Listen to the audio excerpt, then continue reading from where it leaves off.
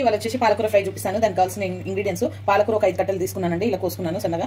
Onion వచ్చేసి ఒక 4 medium size అవి కోసుకున్నాను. ఒక 7 పచ్చిమిర్చి కోసుకున్నాను ఇలాగా. ఇప్పుడు కడాయి పెట్టుకున్నాను. పెట్టుకుని ఒక 2 స్పూన్లు ఆయిల్ పోసుకోవాలి.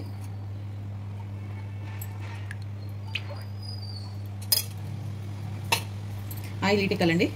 ఆయిల్ ఈటెక్కిందండి. ఈ ఆనియన్ పచ్చిమిర్చి వేసుకుంటాను. కలుపుకోవాలి. ప్లేట్ పెట్టకూడదండి, ఎందుకంటే పాలకూర కలర్ మారుతుంది. సో అందుకే నేను ప్లేట్ పెట్టకుండా పాలకూర ఫ్రై చేస్తాను. పాలకూర మంచిగా 3 సార్లు కడుక్కొని ఇలా జల్లెట్లో ఉడకొస్తున్నాను అనమాట. కొంచెం ఇలా బ్రౌన్ వేయండి. ఇప్పుడు దీంట్లో పసుపు సగం చెంచా పసుపు వేసుకోవాలి.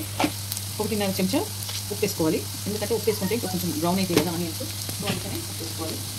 ఎందుకంటే పాలకూరలో కూడా ఉప్పు ఉంటుందంటారు. సగం చెంచా అల్లం వెల్లుల్లి పేస్ట్ వేసుకోవాలి. కలుపుకోవాలి.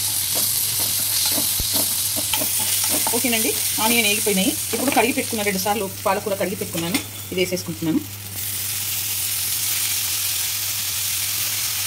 ఇలా కలుపుకోవాలండి. ఇప్పుడు దీంట్లోనే కారం వేసుకోవాలి. ఇప్పుడు 2 స్పూన్ల కారం వేసుకుంటున్నాను.